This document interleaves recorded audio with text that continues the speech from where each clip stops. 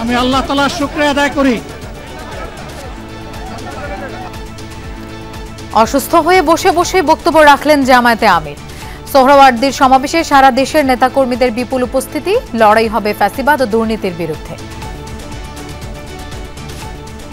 ইনসাফের ভিত্তিতে একটি দেশ গড়ে তোলার জন্য আগামীতে যে লড়াই হবে, আমার আল্লাহ যেন সেই লড়াইয়ে আমাকে একজন শহীদ হিসাবে কবুল করে। নির্বাচন বিলম্বে সংগঠিত হচ্ছে গণ অভ্যুত্থান বিরোধী শক্তি। মন্তব্য মির্জা ফখরুলের। গণতন্ত্র এবং মুক্তিযুদ্ধের বিষয়ে ছাড় দেবে না বিএনপি।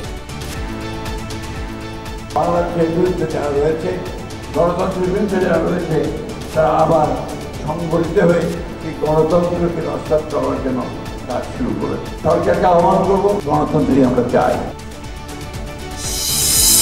কক্সবাজার শেষে বান্দরবানের পথে এনসিপির পদযাত্রা। বিএনপি নেতার বিরুদ্ধে বিষোদ্গারের প্রতিবাদে কর্মীদের বিক্ষোভ।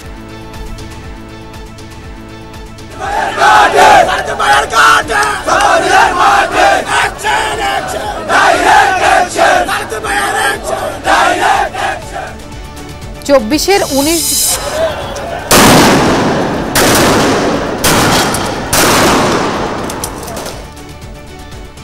19 জুলাই স্বৈরাচার বিরোধী আন্দোলনে অগ্নিগর্ভ ছিল গোটা দেশ। হেলিকপ্টার থেকে ছোড়া হয় গুলি, রাতে জারি হয় কারফিউ।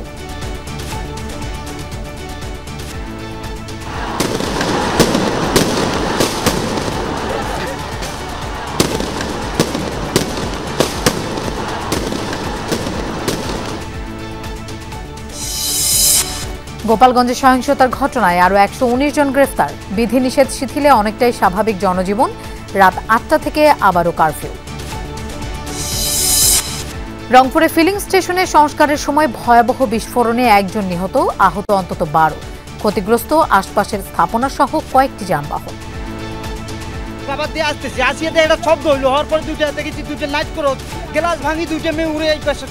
যখন পাম্পটা বিস্ফোরণ হয় তখন এখানকার সিকিউরিটিজ যে দায়িত্বে ছিল তার অবস্থা আশঙ্কাজনক।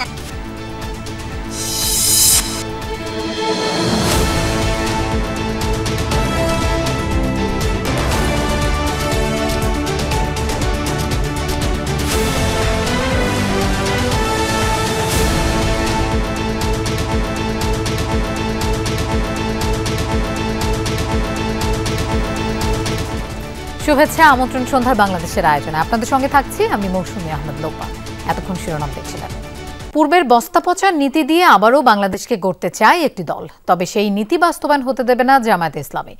দলটির জাতীয় সমাবেশে এমন মন্তব্য করেছেন আমির ডাক্তার শফিকুর রহমান। মঞ্চে দুদফা অসুস্থ হয়ে পড়েও বক্তব্য শেষ করে জামায়াতে আমির বলেন, দল নির্বাচনে জয়ী হতে পারলে দুর্নীতির মূলোৎপাটন করবে। সমাবেশে অংশ নেয়া অন্যান্য দলের নেতারা বলেন, মুজিববাদী ভারতপন্থী রাজনীতি বাংলাদেশে আর চলতে দেয়া হবে না, মেনে নেওয়া হবে না ভারতীয় আগ্রাসন।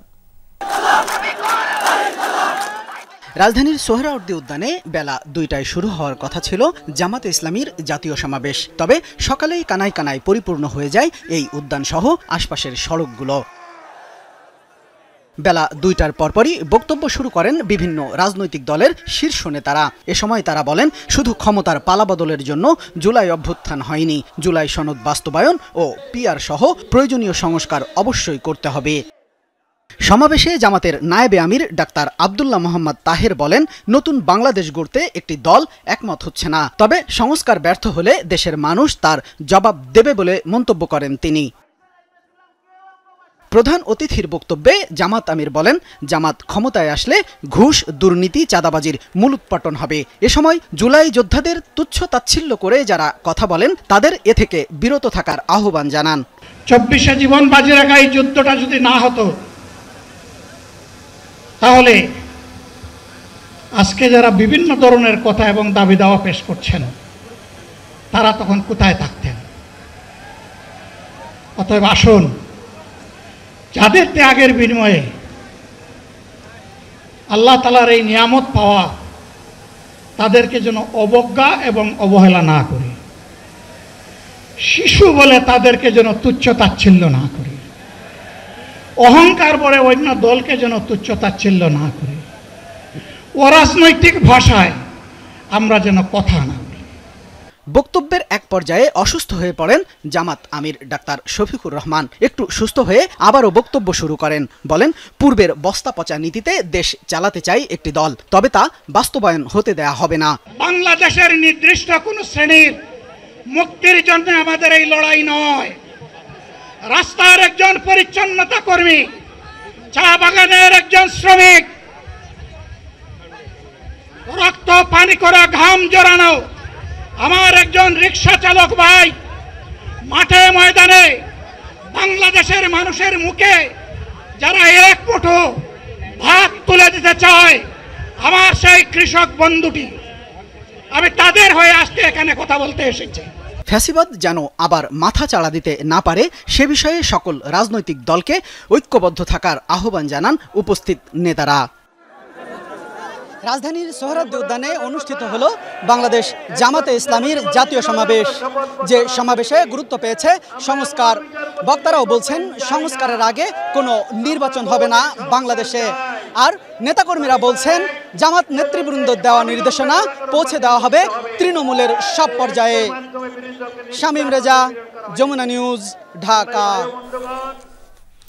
অসুস্থ হয়ে পড়া জামাতে ইসলামের আমির ডাক্তার শফিকুর রহমানকে নেওয়া হয়েছে রাজধানীর ধানমন্ডির ইবনে সিনা হাসপাতালে। তার ব্লাড প্রেশার আর সুগার লেভেল স্বাভাবিক আছে বলে জানানো হয়েছে দলের তরফ থেকে। দলটির জাতীয় সমাবেশে কর্মী সমর্থকদের স্বতঃস্ফূর্ত অংশগ্রহণ নিয়ে আরেকটি রিপোর্ট থাকছে সংবাদের পরের অংশে। নির্বাচন নিয়ে বিলম্ব করায় সংগঠিত হবার সুযোগ পাচ্ছে গণ অভ্যুত্থান বিরোধী শক্তি।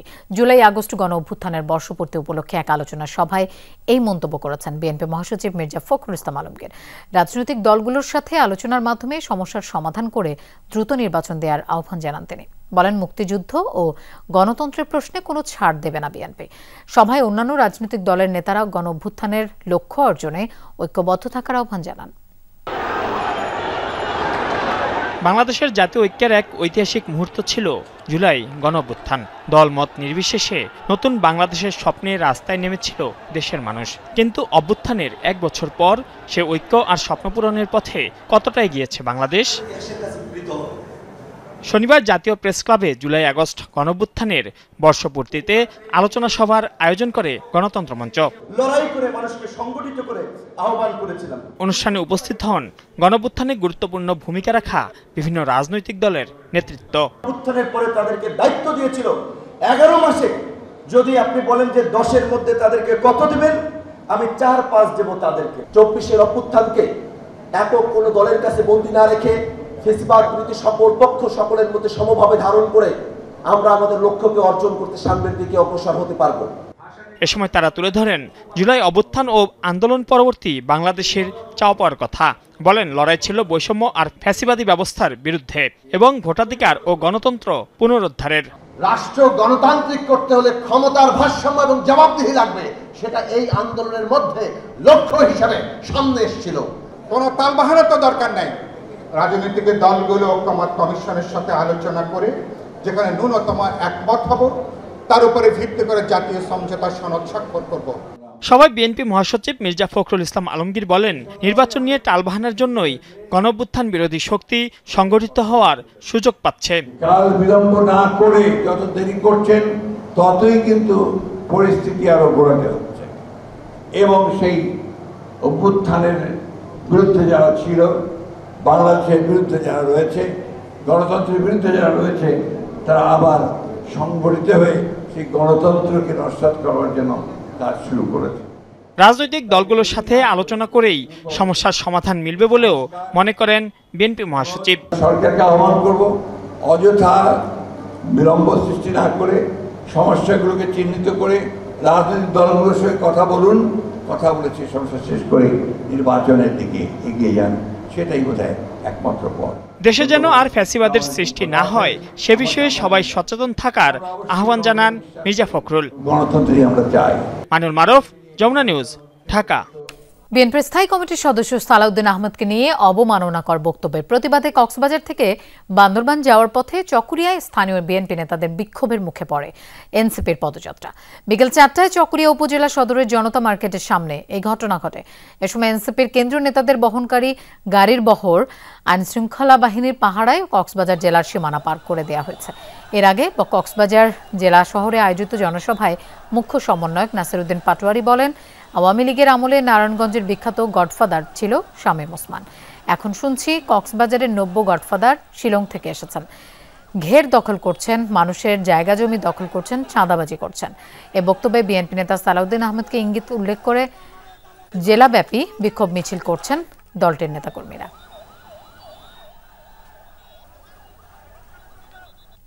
আমরা যদি কিছু করতে চাই আমরা গণতান্ত্রিক উপায়ে করব। আমরা বাংলাদেশ জাতীয়তাবাদী দল গণতন্ত্রে বিশ্বাস করি। এনসিপি রাজনৈতিক দল হতে চাচ্ছে, এখনো নিবন্ধন পায়নি। ওনাদেরকে আমরা আহ্বান জানাবো, ওনাদের বক্তব্য যেন শালীন হয়, সুন্দর হয় এবং রাজনৈতিক হয়। কক্সবাজারে পথসভায় নাহিদ ইসলাম বলেন, এনসিপি গোপালগঞ্জে যুদ্ধ করতে যায়নি। আইনশৃঙ্খলা বাহিনী আগে থেকে সতর্ক থাকলে ওই পরিস্থিতি তৈরি হতো না বলে যমুনা নিউজকে জানান এনসিপির আহ্বায়ক নাহিদ ইসলাম। জবাব দিয়েছেন সেনাবাহিনীর এপিসিতে করে গোপালগঞ্জ থেকে নিরাপদে সরে আসা নিয়ে ওঠা প্রশ্নেরও। কক্সবাজারের পথসভায় তিনি বলেছেন, কে পিয়ার বোঝে কে বোঝে না, সেজন্য সংস্কার আটকে থাকবে না। নাহিদ হোসেনের ক্যামেরায় কক্সবাজার থেকে আরো জানাচ্ছেন সহকর্মী আখলাকুস সাফা। দেশ গড়তে এনসিপির জুলাই পদযাত্রার ১৯তম দিন পর্যটন নগরী কক্সবাজারে। জেলার বাস টার্মিনাল থেকে শুরু হয় পদযাত্রা। স্থানীয় নেতাকর্মীদের সঙ্গে নিয়ে পদযাত্রায় আহ্বায়ক নাহিদ ইসলাম সহ কেন্দ্রীয় নেতারা। র্যালি চলাকালে যমুনা টেলিভিশনকে নাহিদ ইসলাম জানান গোপালগঞ্জ অভিজ্ঞতার কথা। এখানে তো আমরা আসলে কোনো ধরনের যুদ্ধ বিগ্রহ করতে যাইনি, ফলে নিয়মতান্ত্রিকভাবে আমরা আমাদের কর্মসূচি পালন করেছি। আইন শৃঙ্খলা বাহিনী যেভাবে বলেছেন, তারা যদি আরো সক্রিয় হতো তাহলে আসলে এই পরিস্থিতি তৈরি হতো না। সেনাবাহিনীর এপিসিতে করে নিরাপদে গোপালগঞ্জ থেকে ফেরা নিয়ে আলোচনা সমালোচনার বিষয়েও কথা বলেন তিনি। আইন শৃঙ্খলা বাহিনী আমাদেরকে ঠিক যেভাবে ডিরেকশন দিয়েছে, আমরা সেভাবে সেখানে গিয়েছি, সেভাবে সেখান থেকে বের হয়েছে। আইন শৃঙ্খলা বাহিনীর যেভাবে ডিরেকশন, যেই রুটে যেই প্রক্রিয়া আমাদেরকে যেতে এবং বেরোতে বলছে, আমরা কিন্তু তাদের কথাই শুনেছি।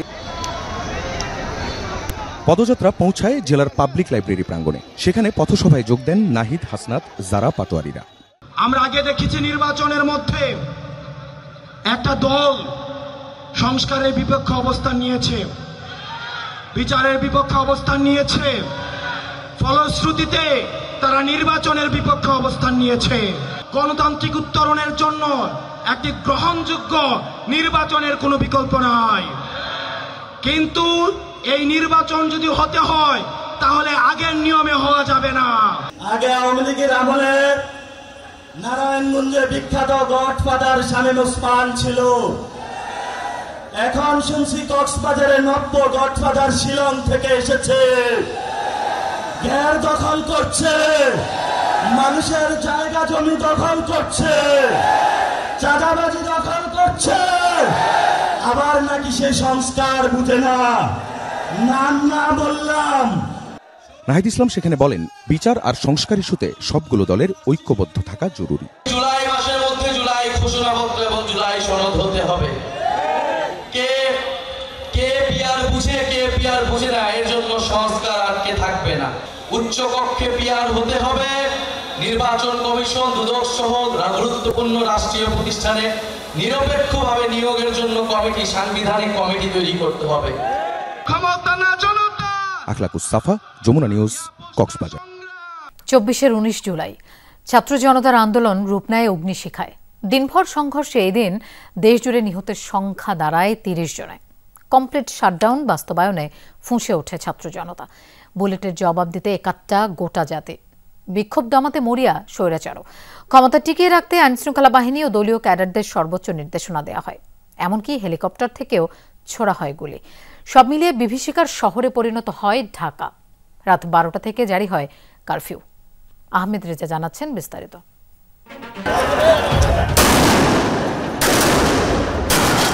19 জুলাই 2024 রাজধানীর বাতাসে বারুদের গন্ধ, টিয়ার শেলের ধোঁয়ায় টিকে থাকা দায়। সড়কগুলো দেখলে মনে হবে যেন এক বিধ্বস্ত জনপদ। ঢাকার রামপুরা, যাত্রাবাড়ি, নিউ মার্কেট, কুড়িল, মহাখালী, উত্তরা, প্রতিটি পয়েন্টেই একই চিত্র। রাজপথ থেকে আন্দোলনকারীদের হঠাতে বেপরোয়া হয়ে ওঠে পুলিশ। নির্বিচারে চালানো হয় গুলি, সাউন্ড গ্রেনেড, টিয়ার শেল। যেন এক যুদ্ধ পরিস্থিতি। আতঙ্ক, উৎকণ্ঠা আর গুজবের নগরীতে পরিণত হয় দেশ। গুলশান 1-এ ইটপাটকেল নিক্ষেপের পর দুটি বেসরকারি ভবনে ভাঙচুর করা হয়। মহাখালীতে রেল ও সড়ক অবরোধ করে দুটি গাড়িতে আগুন দেয় আন্দোলনকারীরা। এছাড়া নিউ মার্কেটে পুলিশ ফাঁড়ি পুড়িয়ে দেয়া হয়। এদিন সবচেয়ে রক্তক্ষয়ী সংঘর্ষ হয় যাত্রাবাড়ি এলাকায়। দিনভর ধাওয়া পাল্টা ধাওয়া আর পুলিশ বিজিবির অ্যাকশনে প্রকম্পিত হয় গোটা এলাকা। হতাহতের ঘটনাও ঘটে। তবে রাতে সংঘর্ষের মাত্রা বাড়ে কয়েক গুণ। পুলিশের সাথে থেমে থেমে চলে ধাওয়া পাল্টা ধাওয়ার ঘটনা। এ সময় ঢাকা চট্টগ্রাম মহাসড়ক সহ আশপাশের এলাকায় বন্ধ হয়ে যায় যান চলাচল। একই সময়ে হামলা চালানো হয় স্বৈরাচারের মুখপাত্র হিসেবে পরিচিত বিটিভিতেও। মালিবাগ রেলগেট এলাকা থেকে রামপুরার বিটিভি ভবন পর্যন্ত কয়েক কিলোমিটার সড়কের পুরোটা জুড়ে অবস্থান নেয় বিক্ষুব্ধ জনতা। চলমান আন্দোলনে আইনশৃঙ্খলা বাহিনীর গুলিতে শিক্ষার্থী ও সাধারণ মানুষের মৃত্যুতে ক্ষুব্ধ তারা। সারা দেশ থেকে যখন হতাহতের খবর আসতে থাকে তখন আর ঘরে বসে থাকেনি বেসরকারি বিশ্ববিদ্যালয়ের শিক্ষার্থীরাও। জীবন তুচ্ছ করে যুক্ত হয় আন্দোলনে। তাদের দমাতে কুড়িলে হেলিকপ্টার থেকে টিয়ারশেল ছোড়ে র্যাব। সাউন্ড গ্রেনেড ও গুলি ছুড়ে বিক্ষোভকারীদের ছত্রভঙ্গ করার চেষ্টাও করে তারা। ঢাকার আরেক প্রান্ত উত্তর এলাকায় এদিন ব্যাপক সহিংসতা হয়, যাতে হতাহতের সংখ্যাও নেহায়েত কম নয়। রাজধানীর মোহাম্মদপুরেও পুলিশের সাথে একটি পক্ষের সংঘর্ষের ঘটনা ঘটে দিনব্যাপী। সকাল থেকেই একের পর এক মরদেহ পৌঁছাতে থাকে ঢাকা মেডিকেলের মর্গে। নিহত ৩০ জনের মধ্যে সবচেয়ে বেশি মৃত্যু ছিল যাত্রাবাড়িতে, মোট ৫ জন। শতাধিক আহতের মধ্যে অনেকে ভর্তি হয় ঢামেকে, বাকিরা শহরের অন্যান্য হাসপাতালে গোপনে চিকিৎসা নেন। এর মাঝেই হুঙ্কার দিয়ে ওঠেন ডিএমপির অতিরিক্ত কমিশনার হারুনুর রশিদ। হুঁশিয়ারি দেন সকল বিশৃঙ্খলাকারী ও তাদের সহায়তাকারীদের আইনের আওতায় আনা হবে। আওয়ামী লীগের সাধারণ সম্পাদক ওবায়দুল কাদের অভিযোগ করেন, আন্দোলনে বিএনপি জামায়াত ভর করেছে। শেখ হাসিনা বাধ্য হয়ে গুলি ও কারফিউর নির্দেশ দিয়েছেন। অপরদিকে বিএনপি মহাসচিব ফখরুল ইসলাম আলমগীর বলেন, সরকার নিজেই দায়ী। শিক্ষার্থীদের আন্দোলন এখন রাষ্ট্র সংস্কারের আন্দোলনে রূপ নিচ্ছে। ঢাকা বিশ্ববিদ্যালয়ের হলগুলোকে গণনির্যাতনের কেন্দ্র হিসেবে মেনে নিব না। সকালে জাদুঘরের সামনে সন্তানদের পাশে অভিভাবক ব্যানারে অবস্থান কর্মসূচি পালন করেন অভিভাবকরা। তৎকালীন প্রধানমন্ত্রী শেখ হাসিনার পদত্যাগ দাবি করেন তারা। রাজধানী জুড়ে বন্ধ ছিল ইন্টারনেট ও যান চলাচল।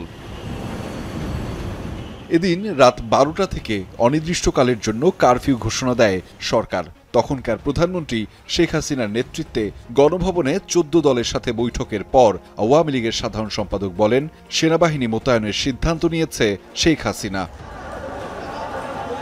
ওই রাতেই দেশজুড়ে কারফিউ ও সেনা মোতায়েনের প্রস্তুতি নিতে থাকে আইনশৃঙ্খলা বাহিনী। আহমেদ রেজা, যমুনা নিউজ, ঢাকা। রংপুরে একটি ফিলিং স্টেশনে মেরামতের সময় ঘটল ভয়াবহ বিস্ফোরণ। এতে একজন নিহত এবং অন্তত 12 জন আহত হয়েছেন। ক্ষতিগ্রস্ত হয়েছে আশপাশের বাড়িঘর ও দোকানপাট সহ বেশ কিছু যানবাহন। এ ঘটনায় তদন্ত কমিটি গঠন করেছে জেলা প্রশাসন। যেন যুদ্ধ বিধ্বস্ত কোনো এলাকা। ফিলিং স্টেশনে বিস্ফোরণের পর এমনই ভীতিকর চিত্র। ক্ষতিগ্রস্ত আশপাশের স্থাপনাও। রংপুর নগরীর সিওবাজার এলপিজি ফিলিং স্টেশন। শনিবার দুপুরে সেখানে চলছিল সংস্কার কাজ। হঠাৎ ঘটে ভয়াবহ বিস্ফোরণ। ঘটনাস্থলেই নিহত হন সেলিম নামে একজন। আহতদের নেওয়া হয় হাসপাতালে। এটা শব্দ হইলো, হওয়ার পর দুইটা দেখেছি, দুইটা নাইট ক্রস গ্লাস ভাঙি, দুইটা মেয়ে উড়ে এই পাশে চলে গেল। তো এই পাম্পেই না, আশেপাশের যত বিল্ডিং, সদর উপজেলা আরো অফিস, এখানেও কয়েক কোটি টাকার মালের ক্ষয়ক্ষতি হয়েছে। মালিক নিজে উপস্থিত ছিল, ওনার ম্যানেজার ছিল, আর কর্মচারী যে 3-4 জন ছিল, এই টোটালি হচ্ছে 7-8 জন। এরাই হতাহত। এখন এরা মেডিকেলে এডমিট আছে। বিস্ফোরণের পর উড়ে যায় কূপের পাটাতন, ক্ষতিগ্রস্ত হয় আশেপাশের বেশ কিছু বাসাবাড়ি ও দোকানপাট। পাশেই মহাসড়ক থাকায় অন্তত 30টি মাইক্রো ও বাসেরও ক্ষতি হয়েছে। আমাদের পাম্পের সাথেই বাসা। আমার আব্বা গুরুতর আহত হয়েছে, তার মাথায় হাতে পায়ে সবখানে গ্লাস ভেঙে ঢুকে গেছে। আশেপাশের বাড়ি ঘর বিল্ডিং আমাদের আসবাবপত্র জিনিস, ভাগ্যিস যে বাসার আমরা মানুষগুলো ঘরে না থাকলে 2টা মানুষ আমাদেরকে উড়িয়ে নিয়ে যাইতো। ফায়ার সার্ভিসের ধারণা যান্ত্রিক ত্রুটির কারণে ঘটেছে বিস্ফোরণ। এতে মালিক পক্ষের গাফিলতি আছে কিনা খতিয়ে দেখছে পুলিশ। সেন্টারের যে স্থাপনা আছে কিছু ক্ষতিসাধন হয়েছে, আশপাশের কিছু বাড়িতে গ্লাস জাতীয় ক্ষতিসাধন হয়েছে। বিষয়টি তদন্ত সাপেক্ষে আমরা বলতে পারবো, আমরা এই বিষয়টি তদন্ত করছি, তদন্ত করে বলতে পারবো। এটা গ্যাসের চাপের কারণে বিস্ফোরণ করছে, মেরামত করতেছিল, প্রায় 100 ধরে বন্ধ আছে। ভাগ্য একটা ভালো যে গ্যাস ছিল না, গ্যাস থাকলে পুরো এলাকায় অগ্নিকাণ্ড ছড়িয়ে পড়তো। এ ঘটনায় 5 সদস্যের তদন্ত কমিটি গঠন করেছে জেলা প্রশাসন। নগরীর সিও বাজারবাসী আজ যেন বড় ধরনের একটি যুদ্ধের কম্পন দেখল, যা এখনো কানে বাজছে তাদের দাবি, এই গ্যাস কূপটিতে যদি গ্যাস থাকতো তাহলে বড় ধরনের জীবনহানির শঙ্কা ছিল আজ। সরকার, মাঝারুল মান্নান, যমুনা নিউজ, রংপুর।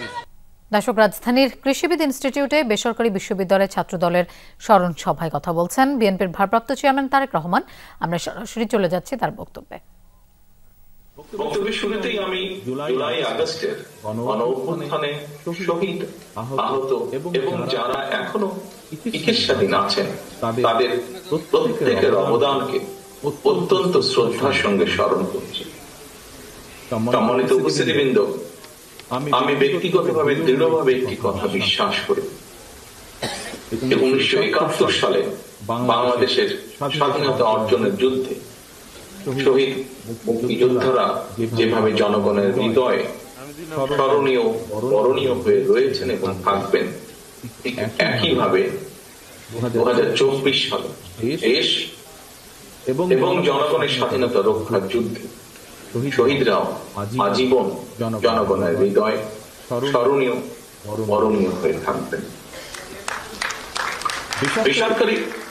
বেসরকারি বিশ্ববিদ্যালয়ের শিক্ষক শিক্ষার্থী ভাই ও বোনেরা, কোটা সংস্কার এবং ফ্যাসিবাদী পতনের দাবিতে গত বছর গণঅভ্যুত্থানের ঠিক এই সময়টি ছিল অত্যন্ত উত্তাপ। আপনাদের অনেকের বক্তব্যে আপনাদের ব্যক্তিগত অভিজ্ঞতার বেশ কিছু বিষয় আপনাদের বক্তব্যে ফুটে উঠেছে আজকের এই দিনটিতে।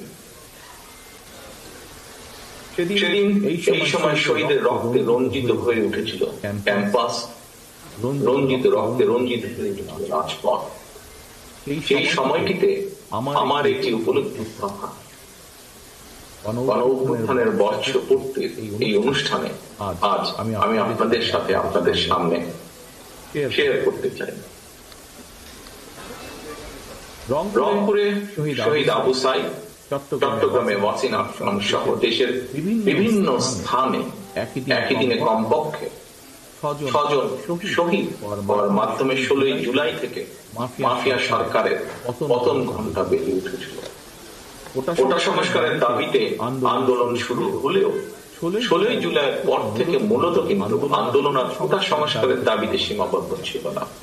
আজ ভরা যে মানুষগুলো আজ এখানে উপস্থিত আছেন, কম বেশি সকলেই আপনারা সেই দিনকার সেই সাক্ষীতে রয়েছেন। সারা দেশে স্ফুলিঙ্গের মতন ছড়িয়ে পড়া আন্দোলন দমন করতে তৎকালীন মাফিয়া সরকার বেপরোয়া হত্যা আর নির্মম দমন পীড়ন চালাতে শুরু করেছিল। সেই মাফিয়া সরকারের গুলি বন্দুকের ভয়কে উপেক্ষা করে বিশেষ করে 18 জুলাই থেকে দল মত নির্বিশেষে বেসরকারি বিশ্ববিদ্যালয়ের শিক্ষক শিক্ষার্থীরা যেভাবে রাজপথে সাহসের সঙ্গে নেমে এসেছিলেন, যেভাবে রাজপথে বুকের তাজা রক্ত ঢেলে দিয়েছিলেন, একজন রাজনৈতিক কর্মী হিসেবে সেদিন থেকে আমার চূড়ান্ত বিশ্বাস জন্মেছিল যে মাফিয়া সরকারের পতন এখন শুধুমাত্রই সময়ের ব্যাপার। দর্শক, বেসরকারি বিশ্ববিদ্যালয়ে ছাত্র দলের স্মরণ সভায় বক্তব্য রাখছেন দলের ভারপ্রাপ্ত চেয়ারম্যান তারেক রহমান। আমরা সরাসরি সেখানে ছিলাম। জামায়াতে ইসলামের জাতীয় সমাবেশে সাধারণ কর্মী সমর্থকদের ঢল ছড়িয়ে পড়েছিল আশপাশের অনেক এলাকায়। ছিল অমুসলিমদের উপস্থিতিও। 7 দফা দাবির পাশাপাশি নতুন বাংলাদেশ বিনির্মাণের কথা বলেছেন স্বতঃস্ফূর্ত নেতাকর্মীরা। SRS আলীর ছবিতে আরও জানাচ্ছেন আলামিন হক অহন। সমাবেশ শুরু হতে তখনও বেশ দেরি। মধ্যরাতের অন্ধকার থেকে ভোরের আলো ফোটা পর্যন্ত সোহরাওয়ার্দী উদ্যানের ভেতরে তাই নেতাকর্মীদের এমন অলস সময়। দীর্ঘদিন পর রাজধানীতে জামায়াতের এই বিশাল শোডাউনে ছিলেন দলটির নবগঠিত অমুসলিম শাখার কর্মীরাও। ইসলাম শান্তির ধর্ম, এটা আমরা সবাই জানি, হিন্দু মুসলিম সবাই জানি।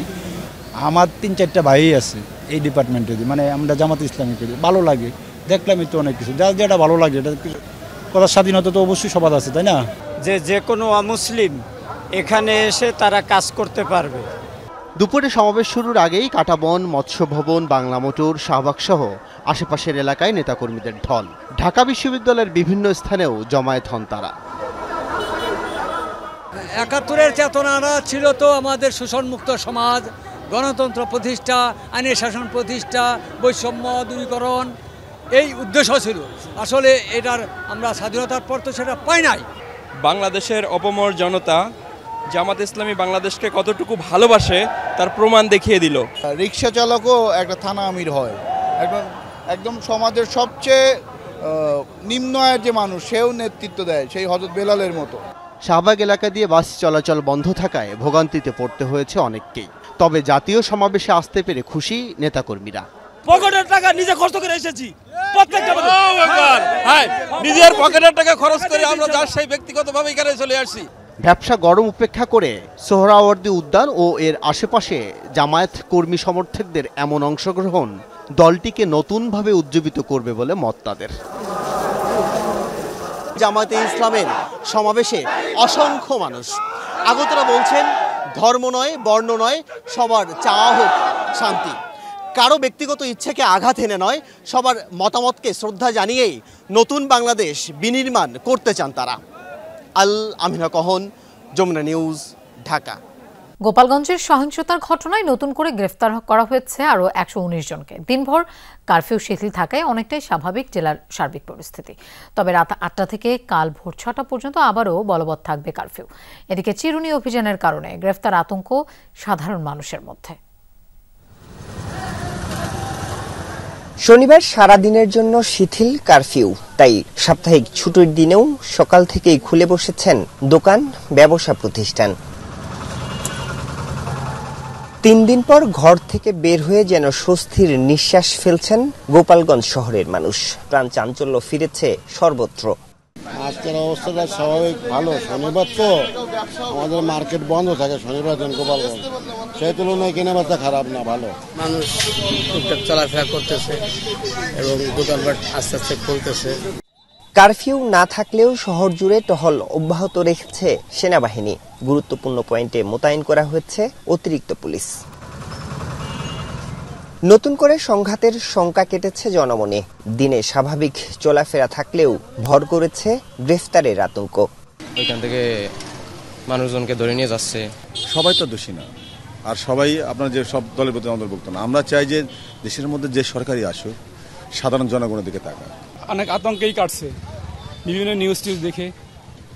তো আজকে সকালে আবার গ্রামের বাড়িতে যাচ্ছি, আতঙ্ক নিয়েই যাচ্ছি। এলাকায় সবাই আতঙ্কেই আছে অনেক। অব্যাহত রয়েছে পুলিশের চিরুনি অভিযান। শনিবার নতুন করে গ্রেফতার দেখানো হয়েছে 119 জনকে।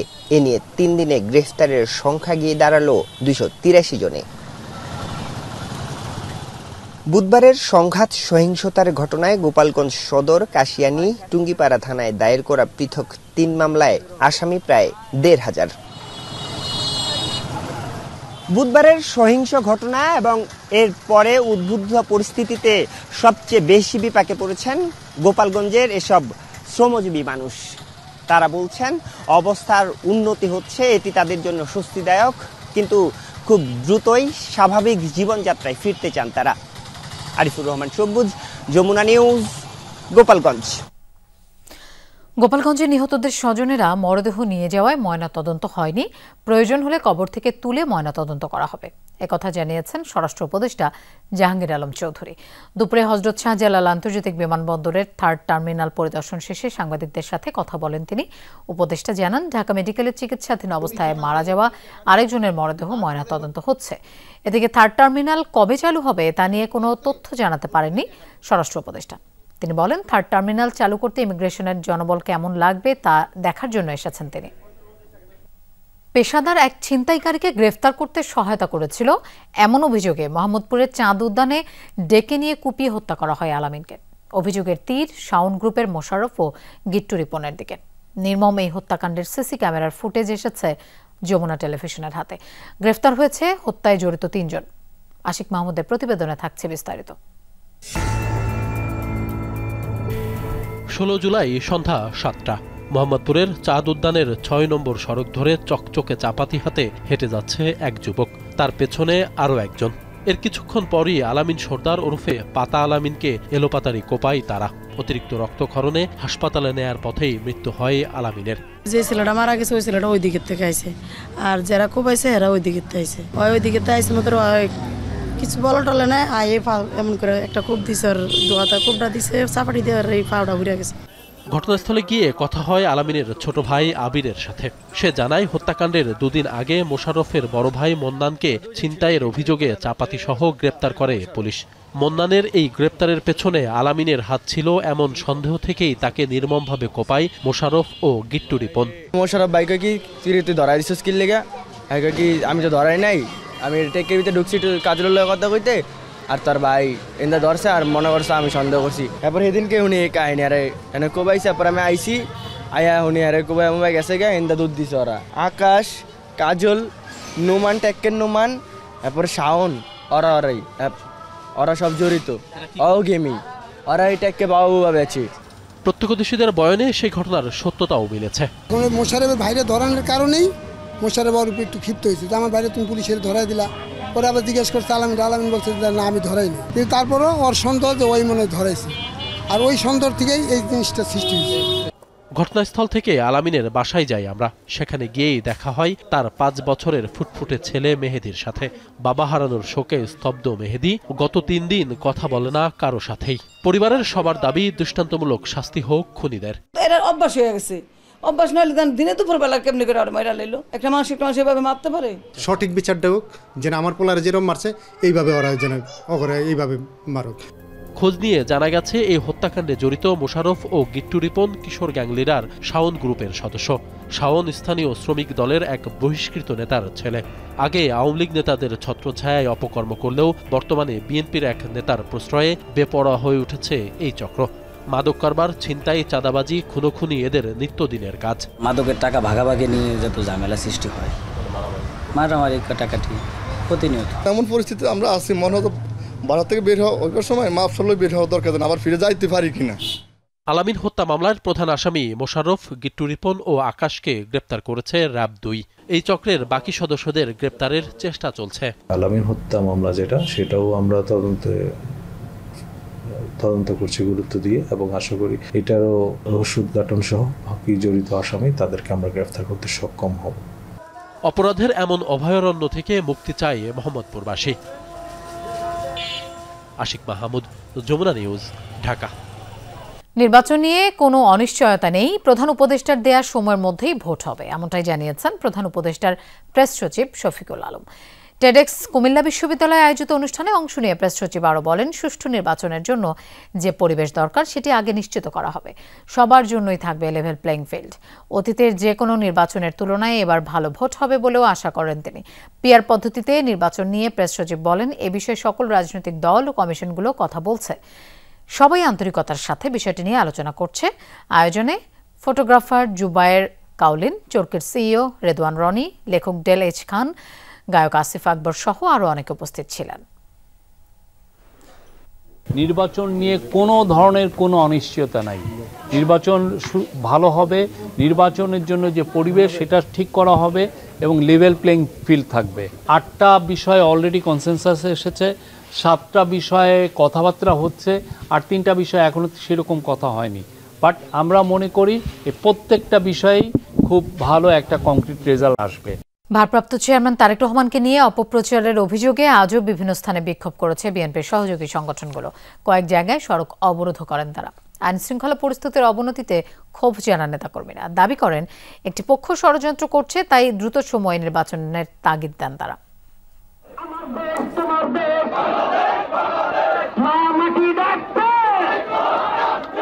বিএনপির ভারপ্রাপ্ত চেয়ারম্যান তারেক রহমানকে নিয়ে অপপ্রচার এবং শহীদ রাষ্ট্রপতি জিয়াউর রহমানের অবমাননার প্রতিবাদে নারায়ণগঞ্জ রূপগঞ্জে এই জনস্রোত। রূপসী কাঞ্চন সড়কে অবস্থান নিয়ে দফায় দফায় বিক্ষোভ করেন যুবদলের নেতাকর্মীরা। পরে প্রেস ক্লাব মাঠে হয় প্রতিবাদ সভা। বক্তারা বলেন, জিয়াউর রহমানের অবদান অস্বীকারীরা শুধু ইতিহাসকে বিকৃত নয়, দেশের মানচিত্র ও স্বাধীনতাকেও অস্বীকার করে। তারেক রহমানের বিরুদ্ধে মিথ্যাচারের প্রতিবাদে বিক্ষোভ মিছিল হয়েছে বগুড়াতেও। শহরের আলতাফুন্নেসা খেলার মাঠে জেলা বিএনপির নেতাকর্মীরা দেশে আইন শৃঙ্খলা পরিস্থিতির অবনতি নিয়ে উদ্বেগ প্রকাশ করেন। আজকে যারা বিএনপির ভারপ্রাপ্ত চেয়ারম্যানকে যে কটূক্তি করে, আমরা বলতে চাই যারা স্বাধীনতায় বিশ্বাস করে না। আশুলিয়াতে বিক্ষোভ মিছিল করেছে ঢাকা জেলা তাঁতি দলের নেতাকর্মীরা। বলেন, যারা জনগণের নেতৃত্বকে ভয় পায় তারাই তারেক রহমানকে নিয়ে অপপ্রচার চালাচ্ছে। ভারপ্রাপ্ত চেয়ারম্যানের বিরুদ্ধে কুরুচিপূর্ণ যে বক্তব্য দিয়েছেন, সেই বক্তব্য প্রত্যাহার না করলে আমরা আরো কঠিন কর্মসূচি গ্রহণ করব। শহীদ প্রেসিডেন্ট রাষ্ট্রপতির বিরুদ্ধে যে কুরুচিপূর্ণ মন্তব্য বক্তব্য আলোচনা করা হয়, তার তীব্র নিন্দা ও প্রতিবাদ জানাচ্ছি। গাজীপুরে বিক্ষোভ মিছিল ও প্রতিবাদ সভা করেছে মহানগর ছাত্র দলের নেতাকর্মীরা। নেতারা বলেন, ৭১-এর মতোই একটি পক্ষ ষড়যন্ত্র করে চলেছে।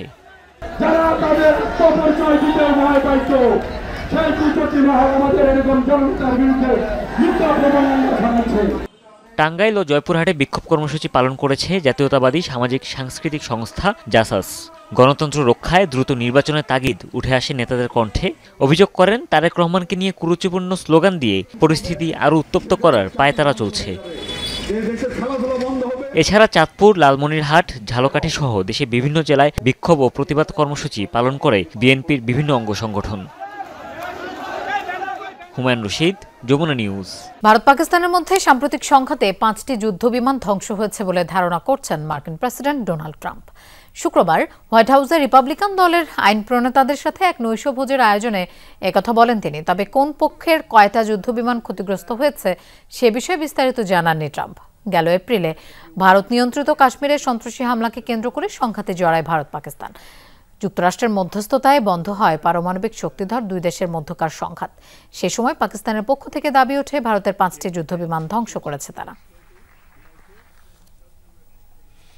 দর্শক, এই ছিল আজকে সন্ধ্যার বাংলাদেশের আয়োজন। এতক্ষণ সাথে থাকার জন্য ধন্যবাদ সবাইকে।